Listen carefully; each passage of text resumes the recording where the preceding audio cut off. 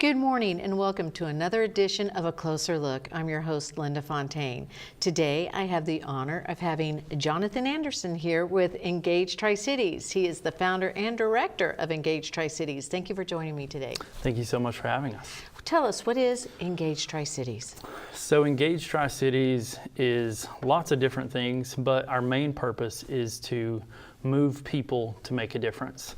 We want to see our community come together to solve problems, to identify what those problems are, and then work together to find solutions. Okay, now how do you do that? So we do that through lots of different ways. One of the areas that we are focusing on right now is homelessness. The homeless problem in our cities is bigger than what most people realize. And so we have identified homelessness as one of the main problems that we want to work on right now. And so we do that in a few different ways. One of the ways that we do that is through an event we do every Sunday night called Sunday Night Serve. And so our Sunday Night Serve event, we just serve a meal downtown Kingsport. We do that each Sunday night, and we partner with local churches, local businesses, have volunteers that come out and help to serve. And so our Sunday Night Serve events are twofold purpose. We do that for one reason is to build relationships, because the unfortunate reality is that the homeless population has kind of gotten a bad rap. Lots of people picture homeless people as addicted and all these different things, and they just want to take whatever they can. And while that may be true of some people, it's not true for everyone. And so what we want to do is, through these relationships that we're building every Sunday night, it allows us to identify who is looking for a handout and who's looking to take that next step in order to change their life. And so through those relationships, we can help them get into housing or help them with job placement, lots of different things like that. That's wonderful. Mm-hmm. That is a need we have around here, because there's different things that will help feed or give shelter for an evening, but to help people get on their feet. Absolutely. That maybe just don't even know how. Sure. What the first step is. Maybe they feel like, well, first of all, they don't have a roof or clean clothes to even apply for a job. So do you help in that area? We do. So the second purpose for our Sunday Night Serve event is to help to build connections. Because what we've learned and what a lot of people know is that everything in life happens through relationships.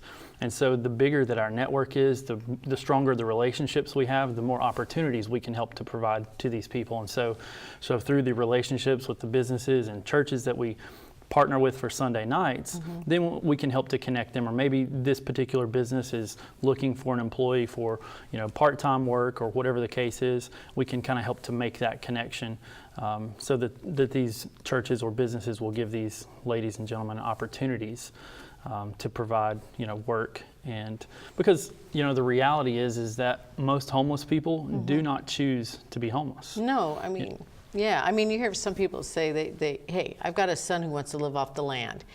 That's basically choosing to be homeless. Sure. But I know a lot of it is circumstances beyond our control, mental illness, all kinds of reasons. Absolutely. And so then that causes depression. And when you're depressed, people who have homes, when they get depressed, gosh, it's hard to do anything. Can you imagine being homeless and depressed? Sure. Okay, so you help in that area? Yeah, so we help with transitional housing. We have transitional housing for individuals and families, and so what that looks like is right now we have 3 houses and we're in the process of building a 4th house. So we can move an individual or family into one of our houses, and based on where they are in life, we will base their rent on that. So if, say, a family comes to us and maybe it's a single mom with a couple of kids, maybe she's not working, she's lost her job or whatever the case is. So we will allow her 3 months of no rent at all. So we cover the cost, we cover the utilities, insurance, all of those good things. And if need be, we can even help to provide furniture and things like that as well to help get them set up and established. And so at the end of 3 months, we'll sit down with her and reevaluate, does she need a job? Have we adequately helped her to find work? Has she done her part? To go out every single day and look for work or whatever the case is. And as long as she is working, we'll take a look at her income. Maybe she pays $100 a month. Maybe it's $200 a month. Just depends on what that situation is. But so that program is 9 to 12 months. And so through 9 to 12 months, the goals, obviously, we can help with job placement, job training, budgeting. That's a huge need, a huge need. Yeah, I bet. Yeah, absolutely. Because, the reality is that even if we say we had enough housing to provide for everyone, and we set everyone up with a free house and a free job. Well, the reality is a lot of people just don't know how to manage money. And so we want to help to break the cycles that have been created over years and years and years, and maybe even generations. So we want to help to break those cycles so that once they transition out of one of our Engage houses and transition into a home of their own, then they will be able to sustain and keep moving forward. Well, talking about budgets, this is something I've talked about forever, but I really don't understand why they don't teach more of that in school. Absolutely. It's just part of, like I always say, we need more civics classes. We need more. I know they do offer personal finance, but make it mandatory in elementary school, middle school. Don't wait till you're a senior in high school. Kids need to learn when they're young how to manage money. You get allowance. Well, let's put 10% away for like church. Let's put 10% in your savings or something like that to learn, have little different jars. Just do anything to help teach a budget at a very young age. And now you're an adult and you're on your own. You don't even know how to budget your own home. Sure. So that is something. Let me ask you, you were talking about these Engage homes. How do you get these Engage homes? Is it like Habitat where you build them, or do you obtain them somehow? So with our Engage houses, we started in January of last year. Our very first house, we lease from an individual, and so we have an agreement with them. We pay them X amount of dollars per month. And in return, they'll give us freedom and flexibility to, move in and out whoever we see fit. On the flip side, obviously, is we're responsible for that house. If anything gets messed up or damaged, we cover those costs. And but we've had great success with those.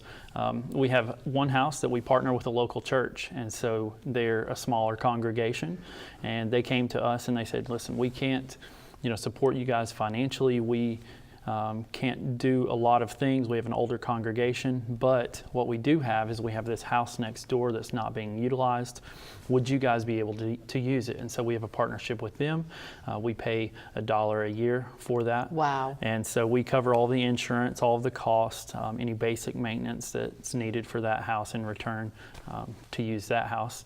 And then, like I said, we are moving toward ownership, and so we've purchased a piece of property last year, 1.3 acres, and so we're building our first house on it, and hopefully it should be done within about 6 weeks or so. And then ideally down the road we'll build another house on that property and then just continue expanding. And then even down the road we would love to see an apartment complex with smaller studio apartments where we can provide individuals on-site care if they need mental health services or different things like that. Wow. Just kind of a one-stop shop. But then also having work programs that happen there from the apartment complex. So every morning we load up a crew of guys and girls and they're going to their different jobs and helping with transportation and different things like that as well. You sound very busy. Do you have a lot of volunteers? We do. We have a ton of volunteers. If we did not, we don't have any paid staff members for our organization. It's all volunteer driven. And so if we did not have volunteers, we couldn't survive. But one of the things that I love about this community is when this community sees a need, they have come out in droves to help us meet those needs. And so we are very thankful for all the Tri-Cities and everyone that has surrounded our organization. We couldn't do it without them. I am proud of our community too. Absolutely. I mean, the more I do this show and meet people like you, like I didn't know about Engage Tri-Cities. Someone said, "Hey, you need to call this guy."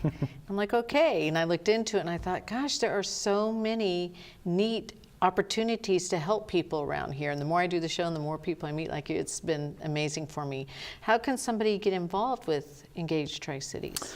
If someone wants to get involved, you can go to our website, which is www.engage.cc, or you can call our office at 423-408-2888. and you can get connected with us there. We also, obviously you can connect with us on our Facebook page as well. We're very active on social media, so that's facebook.com/engage Tri-Cities. I'll get on that today and like y'all so that I'll get the updates and we can talk Yes, about it. And I'll have to have you absolutely. on more to tell us things that you're doing. So they can get on there, and you probably have lots of opportunities for people to help out. Absolutely. Absolutely. If it's, partnering with our Sunday night serve events, even if it's just, you have a couple hours a week and you want to help with some of the office stuff, that would be huge as well. Everybody has their gifts, right? Absolutely. Some people might absolutely. not be able to get out there and do things, but they can work in an office. Sure, sure. And even throughout the summer, one of our goals is to, any time that we identify a problem, we also want to bring a solution to the table. But then also, we want to figure out why are these things happening and try to help prevent them before they happen with other individuals. So this summer, one of the things that we're doing is we're going to be working with kids that are in government housing. Government housing, unfortunately, is just a huge cycle. And you see a lot of times the kids that have been through government housing, a large percentage of them will end up in those same situations. And so we're going to be doing events with kids in government housing and partnering, doing leadership development and training, just lots of different things. Wow. So we're going to be doing those things on a weekly basis. So if you love to work with kids, that's a huge opportunity as well. It sounds like we have just begun. So we're going to take a break, come back with Jonathan Anderson of Engage Tri-Cities, and learn more about this fabulous opportunity for our community. See you in a minute.